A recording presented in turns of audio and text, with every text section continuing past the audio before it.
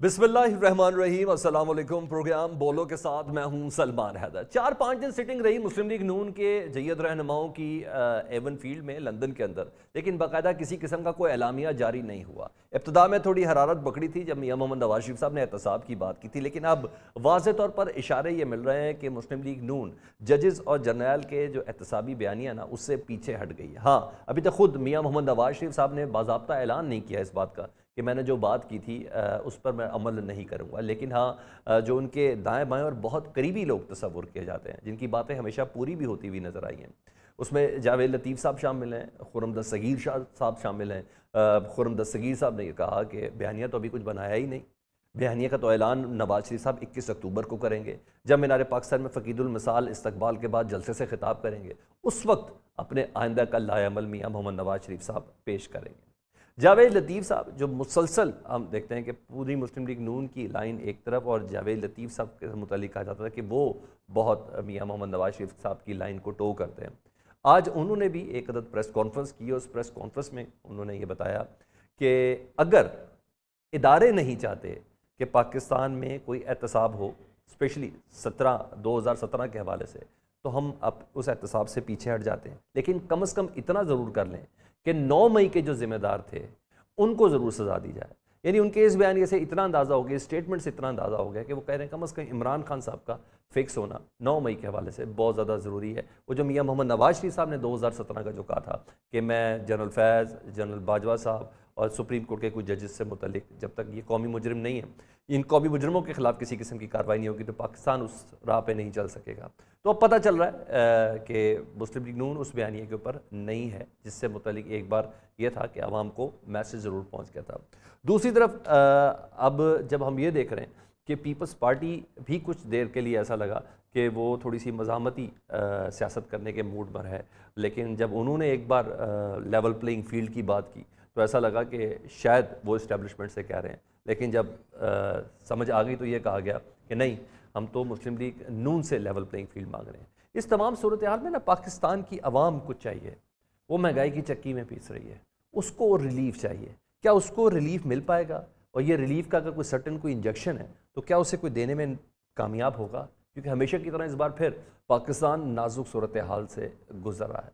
ये तमाम सवालात लेने के लिए हमारे साथ मौजूद हैं मुज़म्मिल सहरवर्दी, सीनियर तज़कियाकार हैं। उनसे पूछेंगे जी इस वक्त बयानिए में कौन तगड़ा जा रहा है, और नवीद कमर साहब पाकिस्तान पीपल्स पार्टी के सीनियर रहनुमा, और हमारे साथ होंगे डॉक्टर खाकान नजीब, माहिर मईशत, कि किसका दावा किस हद तक वज़नी है कि मईशत को वो लीड भी कर लेगा और पाकिस्तान की आवाम के ज़ख्मों पर मरहम भी रख लेगा। अच्छा मुज़म्मिल सहरवर्दी साहब, मेरा आपसे सवाल यह है कि जर्नल और जजेस एहतसाबी जो बयानिया है मुस्लिम लीग नून उससे वाज़ेह तौर पर पीछे हटती हुई नज़र आ रही है, और इशारे नहीं है, बाकायदा तौर पर बताया भी जा रहा है। जैसे आज खुर्रम दस्तगीर साहब ने यह कहा कि बयानिया तो 21 अक्टूबर को मियां मोहम्मद नवाज शरीफ जब मीनार पाकिस्तान में जलसे से खिताब करेंगे उस वक्त बताएंगे अपनी फर्दर स्ट्रेटजी। जावेद लतीफ़ साहब कह रहे हैं कि अगर इदारों को एहतसाब नहीं चाहिए तो वो रहने देते हैं, यानी वो ये भी बता रहे हैं कि हमें इदारों ने मैसेज पास कर दिया है कि जो आप कह रहे थे वो मजाक ही था। देखिए, मैं समझता हूँ कि एक सियासी जमात और एक सियासी रहनुमा का काम है अवामी राय अम्मा हमवार करना। उसके हाथ में कोई बंदूक या डंडा तो नहीं होता अपनी बात मनवाने के लिए या अपनी बात पर अमल करवाने के लिए। वो अपनी बात अवाम की अदालत में रखता है, लोगों के सामने रखता है, और अगर लोग उसकी बात को कबूल कर लें और उस बात को अवामी तायद हासिल हो जाए तो वो बात एक ताकतवर बात बन जाती है।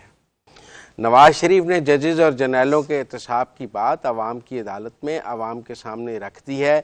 मैं और आप उस पर बात कर रहे हैं। नवाज शरीफ ने अभी तक अपना बयान वापस नहीं लिया है।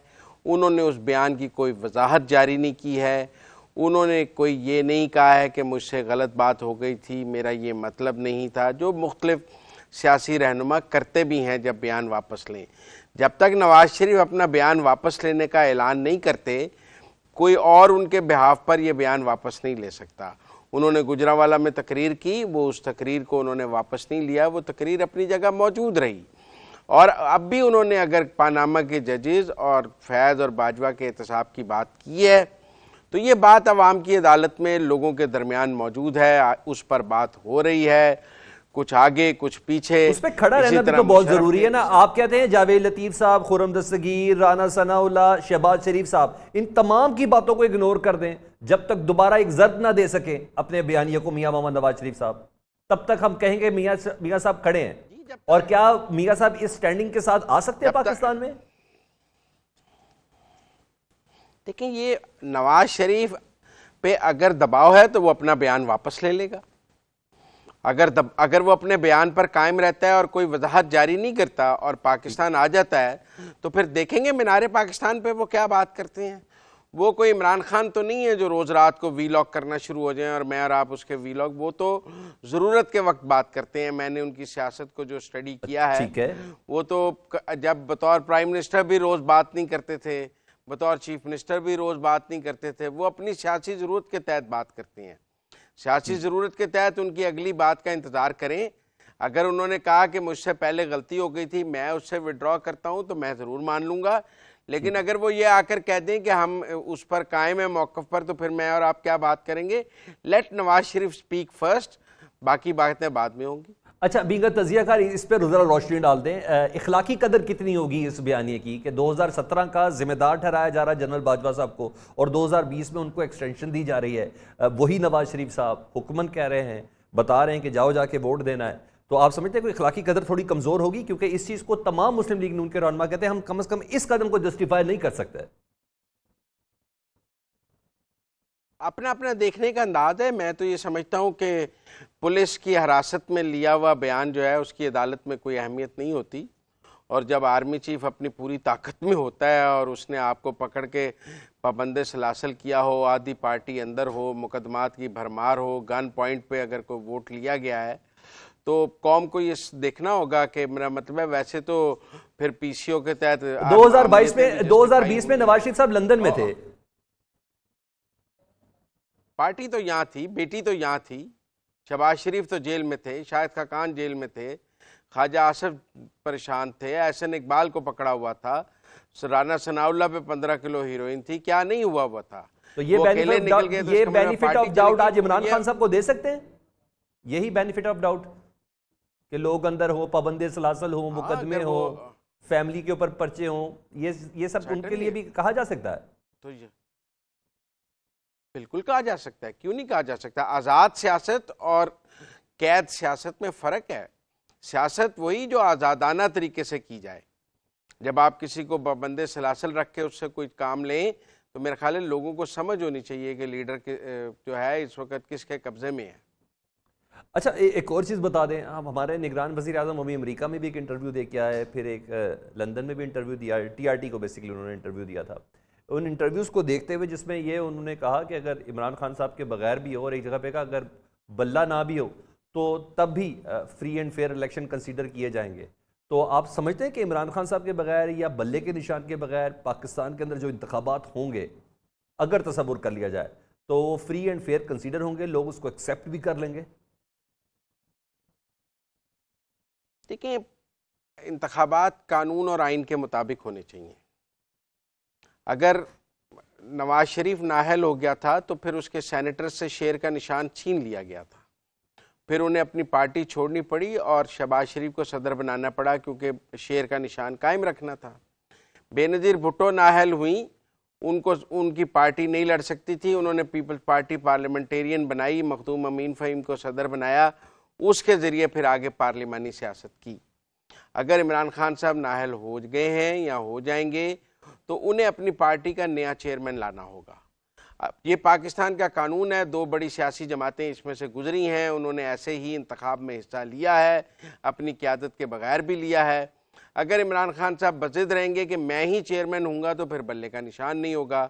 जैसे नवाज शरीफ साहब बज़िद थे कि मैं रहूँगा, तो फिर उनके सेनेटर से शेर का निशान छीन लिया गया था। अदालत ने कहा था कि कन्विक्टेड आदमी जो है वो पार्टी का हेड नहीं हो सकता। लिहाजा अगर बल्ले का निशान रखना है तो PTI को अपने नए इंट्रा पार्टी इलेक्शन कराने होंगे, नया चेयरमैन लाना होगा।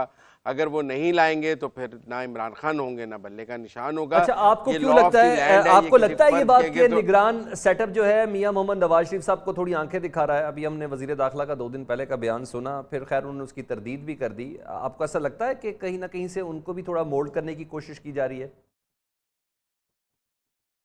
नहीं, मैं समझता हूं कि निगरान वजीर दाखिला को वजाहत नहीं जारी करनी चाहिए थी। उन्होंने एक कानूनी पोजीशन बयान की थी कि अगर बेल नहीं होगी तो गिरफ्तार कर लेंगे, अगर बेल होगी तो गिरफ्तार नहीं करेंगे। और गिरफ्तारी, एयरपोर्ट पर गिरफ्तारी बहुत आसान काम है, वहाँ कुछ ज़्यादा फोर्स भेजनी नहीं पड़ती, आप जहाज़ के अंदर से ही गिरफ्तार कर लेते हैं। ठीक है, अगर नवाज शरीफ के पास बेल ना हो तो उन्हें गिरफ्तारी दे देनी चाहिए, और अगर बेल मौजूद हो तो किसी को गिरफ्तार करने की इजाज़त नहीं होनी चाहिए। मेरे ख्याल में वो, चूँकि मुस्लिम लीग नून वालों ने उसको एक सियासी इशू बना लिया और बुख्ती साहब जो है उन्होंने सियासी तौर पर भागने का फैसला किया, वरना मेरे नज़दीक तो उस बयान में कोई ऐसी बात नहीं थी जिस पर इतना शोर मचाया जाए। जैसे काकड़ साहब के बयान में कोई ऐसी बात नहीं है। अगर लॉ ऑफ द लैंड किसी चीज बंदे को इजाज़त नहीं देता तो काकड़ इजाज़त दे सकते हैं कि ये ज़रूर लड़ ले इलेक्शन, क्योंकि इसके बगैर शफाफ नहीं है। अगर पाकिस्तान का आइन और कानून किसी को रोक रहा है कि वो नाअहल हो गया है, अदालतों ने नाअहल किया है, तो निगरान वज़ीर आज़म क्या कर ले? इसी तरह अगर किसी के पास जमानत नहीं है तो वज़ीर दाखिला तो फ़र्ज है उसको गिरफ्तार करना। यानी उनको तरदीद नहीं करनी चाहिए थी, अपने वो जो बयान को सियाको सबक से हटा मेरे हिसाब से वो नहीं देनी चाहिए थी। नहीं देनी चाहिए थी, कायम रहना चाहिए था, बल्कि कहना चाहिए था कि बेल नहीं तो मैं पकड़ लूंगा। अच्छा, जैसे कि आपने कहा कि मियां मोहम्मद नवाज शरीफ साहब आएंगे तो अपने बयानिए से अगर पीछे हटे हैं तो या तो माजरत करेंगे या दोबारा एक बार फिर से बताएंगे कि मैं किस ग्राउंड के ऊपर खड़ा हूँ। पीपल्स पार्टी किस नारे को लेकर चलेगी, रोटी कपड़ा और मकान के अलावा 17 दिन की जबरदस्त कारकर्दगी के बाद? देखिए, पीपल्स पार्टी का पंजाब में स्टेक तो बहुत कम है, उनके पास वोट बैंक नहीं है। जैसे मुस्लिम लीग नून के पास सिंध में वोट बैंक नहीं है, जैसे ANP के पास पंजाब में नहीं है। अब हमारे यहाँ बहुत सारी पार्टीज़ जो हैं वो प्रोविंसेस तक महदूद हो गई हैं। सिंध की हद तक उनके पास अपना 15 साल का इक़्तिदार है। अब 10 साल बाद भी आपने पूछा था कि उनको लोग क्यों वोट देंगे, तो वो 2/3 जीत के थे। 5 साल के बाद आपने कहा था कि अब तो लोग उन्हें बिल्कुल सिंध में वोट नहीं देंगे, वो फिर मेजॉरिटी ले गए थे। तो ये तो अब सिंध के लोगों को देखना है कि वो इस बार उनको वोट देते हैं या नहीं देते हैं। वहाँ का एक फ्यूडल सेटअप है, विनिंग हॉर्सेस हैं, एक ख़ास किस्म की सियासत है अंदरून सिंध की जिसके ऊपर ग्रिप है उनकी। मुझे तो अभी कोई विनिंग हॉर्स सिंध से पीपल्स पार्टी को छोड़ता नज़र नहीं आया। मुझे अभी तक कोई जागीरदार पीपल्स पार्टी को छोड़ता नज़र नहीं आया। मुझे कोई इलेक्शन जीतने वाला घोड़ा पीपल्स पार्टी को सिंध से छोड़ता नज़र नहीं आया। जिन लोगों के बाप दादा जीतते आ रहे हैं वो अपने जो मखदूमों की सीटें हैं, जो और सीटें हैं, वो वहीं खड़े हैं। अब कोई इनकलाब सिंध में आ जाए और ये सब, इन सब की ज़मानतें ज़ब्त हो जाएँ और इनके मुजाहरे जीत जाएँ तो मुझे नहीं पता, वरना अगर इन जागीरदारों ने ही जीतना है तो मुझे तो फिर नहीं कोई चेंज। अच्छा सोहरवर्दी साहब, ये जो नई सियासी जमातें आ रही हैं इस्तेकाम पार्टी की शक्ल में, और वो पाकिस्तान तहरीक साहब हकीकी है या नजरियाती है, जो कुछ भी है, खटक साहब जो बना रहे हैं, और अब एक तीसरी जमात भी बाकायदा तौर पर वाजे उसके इंदिए भी दिए जा रहे हैं, शाहिद खाकान अब्बासी, बिफ्ता इस्माइल और दीगर, मुस्तफ़ा नवाज खोखर की शक्ल में, क्या ये किसी किस्म का कोई थ्रेट क्रिएट करेंगे? देखिए, पाकिस्तान में ना 2 किस्म की सियासत है इंतखाबी, एक रूरल और एक अर्बन। अर्बन सियासत तो सियासी जमातों के गिर्द घूमती है, जमातों का वोट है। रूरल सियासत में विनिंग हॉर्सेस हैं, लोगों की रिवायती सीटें हैं जो हर बार सियासी जमात बदल भी लें तो जीत जाते हैं। अगर तो ये जो नई सियासी जमातें हैं इनके साथ अगर कुछ विनिंग हॉर्सेस हैं और वो अपनी सीटें निकाल लें, को भक्कर से नवानी निकाल लें, को लगारी निकाल लें पंजाब से, को लंगड़ियाल निकाल लें सीटें जो उनकी पुरानी हैं, तो मैं उसके तो इम्कानात मौजूद हैं कि वो अपनी रिवायती सीटें लेकर कोई एक प्रेजेंस बना लें, जैसे माजी में भी ऐसा होता रहा है। लेकिन मुझे इनकी अर्बन सियासत को, और मिफ्ता और शाहिद खाकान ने तो बहुत ट्रेन लेट कर दी है, it's too late for them. लोग अब उनके साथ शामिल नहीं होंगे। लोगों ने अपने अपने सियासी घर और चीज़ें तय कर ली हैं इलेक्शन की, उन्होंने लेट फैसला किया है, शायद 2028 के लिए फैसला किया है उन्होंने। 23 का इलेक्शन मुझे उनका हदफ नज़र नहीं आता। ठीक, बहुत शुक्रिया सीनियर तज़कियाकार मुज़म्मिल सोहरवर्दी, आप हमसे बात कर रहे थे। बोलो इस ब्रेक के बाद। अच्छा नवीद कमर साहब, ये बताएं नवाज शरीफ साहब की डील की और ये वापसी वाली जो बाज़गश्त है आप तक भी पहुंची है कि आप कहते हैं नहीं नवाज शरीफ मुकम्मल नजरियाती हैं, किसी किस्म की डील करके नहीं आ रहे, वाकई अपने केसेस को फेस करने आ रहे हैं? बिलावल साहब का भी यही मशवरा था। देखिए ये कहना कि वक्त डील की है या नहीं की है, जाहिर है कि हमारे इल्म में नहीं है। ये तो एक पब्लिक स्पेकुलेशन है जिस पे हर एक अपने कमेंट करता है। जाहिर है एक बहुत बड़ी पार्टी है पीएमएलएन, वो अपने लिए मैक्सिमाइज करेगी स्पेस को। उसमें जो कुछ भी रिक्वायरमेंट्स हैं उनकी वो ज़रूर करेंगे। हमारी सिर्फ ख्वाहिश ये थी कि जाहिर है कि कोई फेवरेट्स नहीं होने चाहिए, क्योंकि माजी में जब भी फेवरेट्स हुए हैं तो उनका नुकसान ओवरऑल मुल्क को भी हुआ है और दोनों साइडों को हुआ है जिन्होंने किया भी। जैसे जो लफ्ज सिलेक्टेड आया है, तो अब वो सिलेक्शन प्रोसेस नहीं होना चाहिए बल्कि इलेक्शन प्रोसेस होना चाहिए। अच्छा, जितने भी लीडरान हैं पाकिस्तान पीपल्स पार्टी के, आप समेत आसिफ अली जरदारी साहब भी, बिलावल साहब भी, वो ये परसेप्शन अकर कर रहे हैं कि इस बारी लाडले मियाँ मोहम्मद नवाज शरीफ हैं या इस बारी जो सिलेक्टेड है वो मुस्लिम लीग नून है, आप लोग इग्नोर्ड हैं। क्या मैं आपकी बात से भी इसी मतलब को अखज़ करूँ? देखिए, जो मैंने बात की वो इसी सब बात का जवाब था कि हम चाह ये रहे हैं कि किसी भी पार्टी को फेवर ना मिले। कुछ ऐसे निगरान में नाम इंक्लूड हुए जो कि डायरेक्टली ही रिलेटेड हैं पीएमएलएन से, जिसकी वजह से ये तासुर जाता था कि शायद उनको फेवर किया जाए।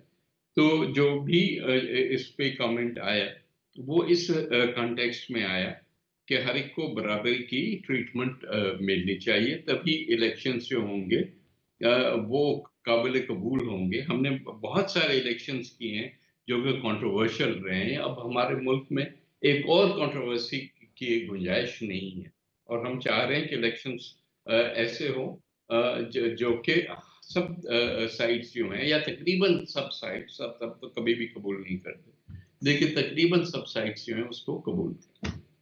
अच्छा, नवीद साहब, जिस तरह आप कह रहे हैं, तो अगर आपकी तसल्ली ना कराई जाए और आपको ये गारंटीज़ ना दी जाए या श्योरिटी ना मिल जाए कि जो लेवल प्लेइंग फील्ड है वो एक ख़ास जमात को मिल रही है, तो अदरवाइज़ तो पाकिस्तान की सियासत तो फिर वही खड़ी है जो इससे पहले हम इमरान खान साहब को कहते थे, आप लोग कहते थे कि जी वो सिलेक्टेड हैं, कठपुतली हैं। अब आप, अगर आपकी बात ना मानेगी तो ये बात नवाज शरीफ साहब से भी मुतलिक होगी। कहा तो जाता है कि हर बार किसी न किसी जमात को लेवल प्लेइंग फील्ड के लिए थोड़ा सा ज़रा फील्ड ज़रा ज़बरदस्त किस्म की दे दी जाती है, तो फ़र्क तो कुछ ना हुआ। हम नहीं अफोर्ड कर सकते कि ये फिर एक कंट्रोवर्सी शुरू हो जाए। अब जब हम चाह रहे हैं कि इलेक्शंस हो, वो इसलिए चाह रहे हैं कि एक मुल्क में स्टेबिलिटी आए। ये अनसर्टनिटी का जो माहौल है वो काफी अरसे से आया है, जिसका जो है डायरेक्टली आवाम पे उसका असर आता है, क्योंकि हमारी मईशत जो है वो भी अनस्टेबल रहती है। ये कोई पता नहीं होता कि ये कल क्या होना है, कितना टाइम केयर टेकर्स रहेंगे, कितना टाइम अगली हुकूमत रहेगी। मुल्क में इन्वेस्टमेंट आने के लिए, मुल्क में जो है हमारे माशी हालात बेहतर करने के लिए बहुत ज़रूरी है कि एक सेंस ऑफ स्टेबिलिटी हो, और वो सेंस ऑफ स्टेबिलिटी तभी आएगी जब एक fully endorsed elected government in place होगी। उससे कोई फर्क नहीं पड़ता कि कौन सी पार्टी इन प्लेस है, लेकिन स्टेबिलिटी बहुत ज़रूरी है। तो उसमें अगर अभी से ही खदशात शुरू हो गए तो आगे जाके उसके रिजल्ट्स जो होंगे वो इतने अच्छे नहीं होंगे मुल्क के लिए, मुल्क की सियासत के लिए, मुल्क के माशरे के लिए, मुल्क की मईशत के लिए।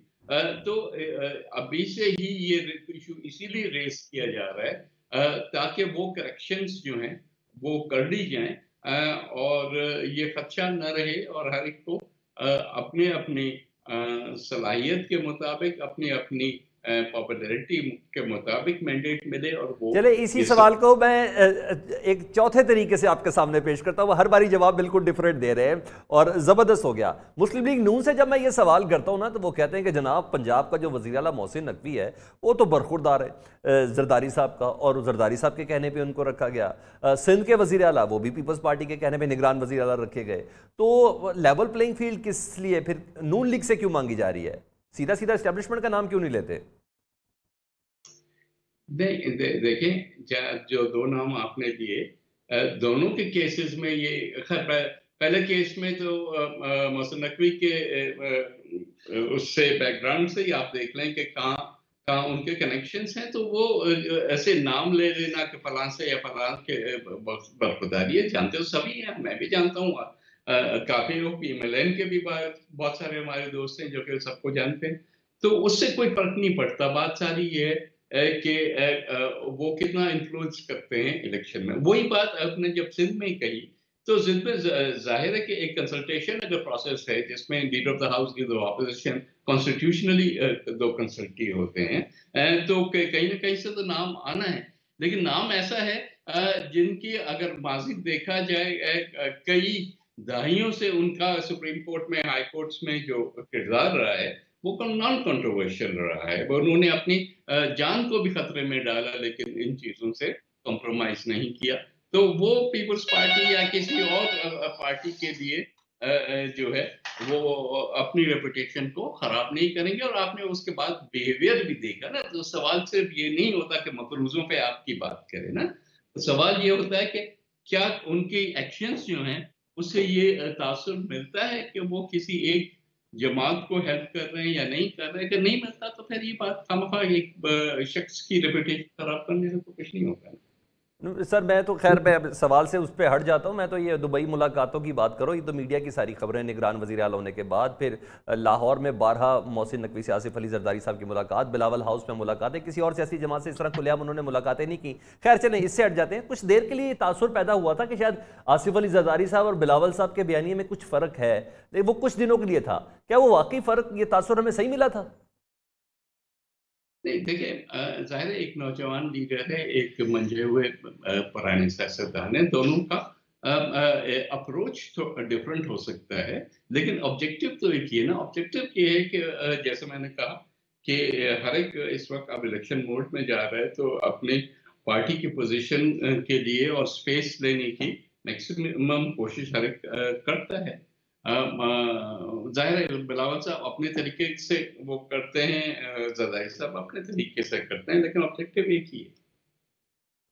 अच्छा नवीद कमर साहब, आने वाले दिनों में जारी बात है तमाम जमातें अपने बयानी के साथ आगे आएंगी। आपको क्या लगा, जारी बात है नून लीग भी कोई बयानिया सेटल करने की कोशिश करी है, पीपल्स पार्टी भी इन आने वाले दिनों के अंदर कोई ना कोई बयानिया बना देगी। 16-17 महीने में ये तो तय है कि 13 जमातें कुछ पाकिस्तान के लिए डिलीवर नहीं कर सकी।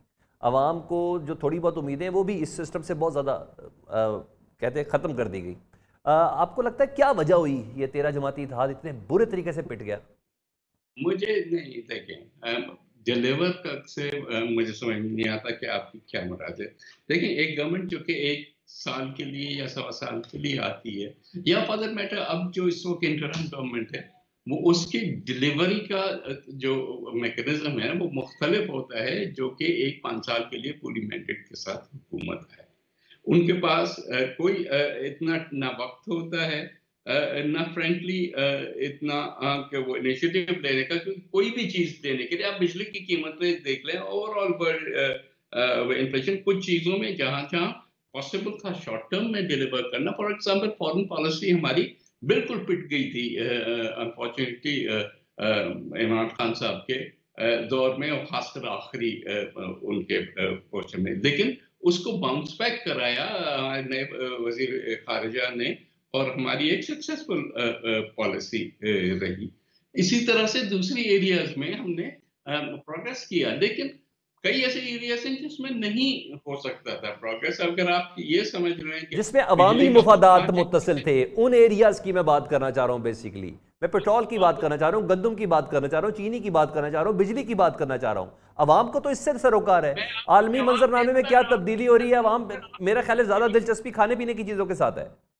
भाई मैं नहीं बोलता, आप ही बोल देना। मुझे लगता नहीं है कि आप इंटरेस्टेड हैं सवाल जवाब में। नहीं सर, मैं सुन रहा हूँ। आपने उसके बीच में इतने सारे सवाल कर दिया, मैंने आपका सवाल सुना ना, आपने मेरा जवाब सुना। मैंने नहीं सुना करते ये, आप जाके पूरी कमेंट्री दे दें अपनी, ऐसे नहीं किया करें ना। ठीक है सर। नवीद कमर साहब बहुत शुक्रिया। पाकिस्तान पीपल्स पार्टी के सीनियर रहनुमा नवीद कमर साहब को भी वही रिजर्वेशन है। उनका ये कहना है कि हाँ, ऑन ग्राउंड जो स्टोरीज हैं उनको अगर देखा जाए तो परसेप्शन बिल्कुल मुख्तलिफ है कि लेवल प्लेइंग फील्ड किसी खास जमात के लिए ही है, उनके लिए नहीं है। इस ब्रेक के बाद दोबारा हाजिर होते हैं। Welcome back. प्रोग्राम के सिलसिले में मेरे साथ होंगे डॉक्टर खाकान नजीब, माहिर मईशत। खाकान साहब सिर्फ ये बता दें कि डॉलर की कदर में कमी तो हो रही है, क्या महंगाई में भी कोई कमी होगी और ये कौन करेगा? देखिए एक बहुत बड़ा आंसर जो है पाकिस्तान में महंगाई का, वो इम्पोर्टेड इन्फ्लेशन का है। अगर रुपए की कीमत और कमजोर हो जाती विज़ डॉलर, तो आप सोचिए कि पेट्रोलियम प्रोडक्ट्स, फूड, फार्मास्यूटिकल, ये सारे जो हैं और महंगे हो जाते। ये तकरीबन 6 से 6.5% जो रुपए की कदर में आपको इस्तेहकाम दिखाई दे रहा है, यानी कि rupee has now moved both ways, कमजोर भी हुआ, अब बेहतर भी हुआ। इसी को market based exchange rate mechanism कहते हैं। इंटरबैंक में लिक्विडिटी इंप्रूव कर रही है। इसका असर आपको एक तो दिखाई देगा कि बहुत कमजोरी पेट्रोलियम प्रोडक्ट्स में नहीं होगी, पर इसके साथ साथ अगर अरब लाइट जो कि बढ़ा है पिछले, अगर आप चंद माह में देखें तो तकरीबन 25% कमज़ोर हुई, अब मार्केट जो है वो बढ़ी है, यानी कि कीमत अरब लाइट की इस वक्त आई थिंक $95 अ बैरल पे है, ये $78 अ बैरल थी मई में। सो अगर वो नहीं होता तो एक असर आपको पेट्रोलियम प्रोडक्ट्स में नजर आएगा। इसी तरह जो इंपोर्टेड वीट है, इंपोर्टेड एडिबल ऑयल है, इंपोर्टेड लेंटिल्स हैं, आपको इनकी कदर में एक इस्तेहकाम जरूर दिखाई देगा। कुछ स्मगलिंग, होर्डिंग पे हमने एडमिनिस्ट्रेटिव एक्शन लिया, इन्फोर्समेंट की, मॉनिटरिंग की, तो आपको ये भी दिखाई देना शुरू हुआ है कि शुगर की कीमत जो 200 रुपए पे चली गई थी वो वापस 160-170 रुपए पे आ गई है। सो ये एक असर, it will take time, but ये तो एक एडमिनिस्ट्रेटिव एक्शन है जो कि एक जो प्राइस जिसे आप कहेंगे ना इललिजिटिमेट कारोबार से क्रिएट हुई हुई थी, चाहे वो डॉलर की हो, होर्डिंग की हो, अजनास को रोकने की हो, वो दूर हुई है। असल तो बात यह है कि जब तक हम अपनी पैदावारी सलाहियत को नहीं ठीक करते, हम अपनी एग्रीकल्चर की प्रोडक्टिविटी नहीं बढ़ाते, हम दुनिया को चीज़ें नहीं बेचते, हमें वो डॉलर जो दरकार हैं अपने स्टेट बैंक के रिजर्व्स को बेहतर करने के लिए वो नहीं लाते, ये सब काम जो कलीदी काम है वो तो अपनी जगह कायम है, वो तो हमें करने ही करने हैं। सो आई थिंक ये ओवरऑल एक कॉन्टेक्स्ट है इस वक्त इकोनॉमी का, पर इस एक्शंस को सराहना चाहिए जो इस वक्त लिए गए हैं। इससे थोड़ी सी जो रुपए की कदर की का इस्तेहकाम है, वो मार्केट्स की भी फंक्शनिंग बेहतर हुई है, इंटरबैंक में लिक्विडिटी इंजेक्ट हो रही है ओपन मार्केट से। सो आई थिंक कुछ एडमिनिस्ट्रेटिव के बाद एक स्ट्रक्चरल एक्शंस लिए जा रहे हैं, कुछ कंपनीज को स्ट्रेंथन किया जा रहा है। So all and all I think थोड़ी सी आपको बेहतरी की रमक जो है वो दिखाई दे रही है, पर पाकिस्तान के कलीदी मसाइल चाहे वो एनर्जी की इनएफिशिएंसीज हो, वो तो अपनी जगह खड़े हैं जो हमने ठीक करने हैं। यानी हम ये तसव्वुर कर सकते हैं कि अपनी जगह पे रिलीफ भी है, लेकिन कुछ जगह पे एडमिनिस्ट्रेटिव फुकदान है, जहाँ महंगाई के कम करने के लिए बाकायदा एक चेक एंड बैलेंस होता है मार्केट्स के अंदर। यहाँ एक ही चीज़ का जिस जगह पे जाओ हर जगह पे मुख्तलिफ रेट है, यानी उस तरफ थोड़ा फोकस करने की भी ज़रूरत है ताकि डॉलर की कमी का जो समर है वो आम पब्लिक तक भी पहुँचे। We need to let the markets work. हमें मार्केट्स बनानी है ताकि मार्केट्स में आपस में कंपटीशन हो। अगर मार्केट्स में कंपटीशन होगा तो तभी ये चीजें जो हैं ठीक होंगी। और ऑफ कोर्स रेगुलेटरी मैकेनिज्म्स को बेहतर करना है, मतलब नेपरा ने सिर्फ तायुन नहीं करना कि क्या इस वक्त कीमत है बिजली की, उसने बिजली की जो मार्केट है उसको, जैसे हमने टेलीकॉम की मार्केट पाकिस्तान में बनाई है, उस तरह की मार्केट क्रिएट करनी है, कंपटीशन होना है। आपके पास कितने टेलीकॉम ऑपरेटर्स हैं, आप किसी से भी ले लीजिए, अगर आपका इंटरनेट एक पे बेहतर नहीं चलता आप दूसरे से ले लेंगे, तीसरे से ले लेंगे। ये प्राइस कंपटीशन जो है वो भी प्राइसेस को नीचे ड्राइव करता है। तो ये हमने इस तरफ जाना है, सारा रेगुलेटरी मैकेनिज्म ठीक करना है। बिजली में तो ऑब्वियसली एनर्जी की पॉलिसी को ठीक करना है, फूड में एग्रीकल्चर की प्रोडक्टिविटी को बढ़ाना है, प्राइस चेक्स जो है वो भी जो कि प्रोविंशियल लेवल या नीचे डिस्ट्रिक्ट लेवल पे हैं उनको भी हमने मुस्तहकम करना है। अच्छा डॉक्टर साहब, एक आम सादा पब्लिक का क्वेश्चन है, बड़ा मासूमाना है, डेफिनेटली आम पब्लिक को यही चीज़ें चाहिए। वो कहते हैं कि आमतौर पे कहा जाता है कि मुआशी इस्तेहकाम तब आएगा जब सियासी इस्तेहकाम होगा। अब इस वक्त पाकिस्तान में सियासी इस्तेहकाम तो किसी किस्म का है नहीं। अभी पार्टीज़ तो अपने बयानिया बनाने के अंदर इस वक्त मसरूफ़ नज़र आती हैं, लेकिन हम इस्तेहकाम देख रहे हैं, हम देख रहे हैं डॉलर नीचे आ रहा है, हम देख रहे हैं स्मगलिंग रुक रही है, हम देख रहे हैं ज़ख़ीरा अंदोज़ों के ख़िलाफ़ भी कार्रवाई हो रही है, ये सब चीज़ें। तो ये मिथ ब्रेक हो गई है कि नहीं, सियासी इस्तेहकाम भी मैटर करेगा? इन दी एंड तो आपको कोई ना कोई पॉलिटिकल सेटअप, डेमोक्रेटिक सेटअप जो है वो चलाना ही है मुल्क में, मुल्क तो उसके बगैर नहीं चलेगा। इन द लॉन्ग रन तो ये बात अपनी जगह दुरुस्त है। In the short run administration ने जो एक्शंस लेने थे वो लिए हैं। मैं यही समझता हूँ कि इसको ट्रांजिशन तो करना है हमें किसी तरह से भी पॉलिटिकल सेटअप में, पर उस पॉलिटिकल सेटअप में जाने से पहले हमें ये भी सोचना है ना कि आखिर इस पॉलिटिकल सेटअप ने डिलीवर करने के लिए कोई रिफॉर्म एजेंडा भी सामने रखते हैं।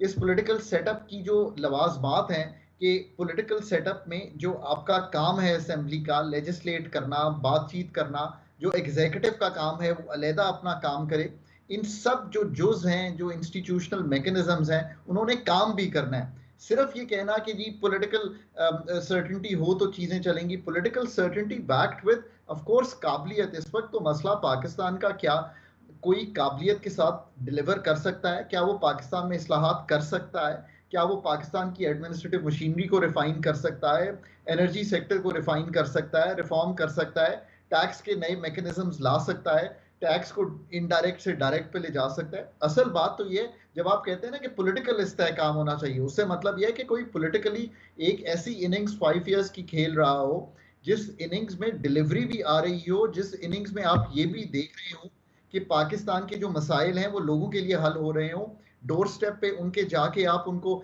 एडमिनिस्ट्रेशन दे रहे हो, साथ साथ मतलब आपको लोकल गवर्नमेंट भी बनानी है, प्रोविंशियल गवर्नमेंट का अपना काम है, नेशनल गवर्नमेंट का अपना काम है, तो ये पूरा मैकेनिज्म बनना है ना। जब ये अब 1 फरवरी की तारीख आई है, या मार्च समझ लें, अगर बहुत बर्फ का मतलब अंसर होता है, सर्दी होती है, तो इलेक्शन भी हो जाएंगे, उससे भी एक सर्टेनिटी आई है, याद रखिए। अच्छा, बीइंग अ मईशतदाना बताइएगा कि पाकिस्तान में काबिलियत की कमी है कि विल की कमी है? पाकिस्तान में काबिलियत की कमी है। मैं नहीं समझता कि कोई भी ये चाहता है कि सर्कुलर डेट 100 अरब रुपया था जब जनरल मुशर्रफ गए, और ये इस वक्त 2600 अरब हो गया। तो सारी पॉलिटिकल गवर्नमेंट्स गुजरी हैं, सब ने अटेम्प्ट किया इसको ठीक करने के लिए। I think Pakistan is in a competence difficulty, in a competence challenge. अगर आप उसको कॉम्पिटेंस क्राइसिस भी कहेंगे तो शायद मैं मान लूंगा। पाकिस्तान में विल सबकी है, कोई भी ये नहीं चाहता कि इन्फ्लेशन को बढ़ा हुआ रखा जाए, but do you have the competence to deliver it? आपने बहुत अच्छा सवाल किया है। I think this is the best question you have asked me. काबिलियत is the issue in Pakistan. आप पाकिस्तान के एडमिनिस्ट्रेटिव सेटअप को जब तक प्रोफेशनल सेटअप के साथ कॉम्प्लीमेंट नहीं करेंगे, आई थिंक बात बनेगी नहीं। बहुत शुक्रिया डॉक्टर खाकान नजीब हमारे साथ मौजूद थे, हमारे मईशत, और उनकी गुफ्तगू का जो लुबे लुबाब यही था कि पाकिस्तान में इस वक्त काबिलियत की कमी है, और विल डेफिनेटली बन जाएगी जब काबिलियत के साथ उस सेटअप को अप टू द मार्क किया जाएगा। प्रोग्राम बोलो से सलमान हैदर को इजाज़त दीजिए। अल्लाह हाफिज़।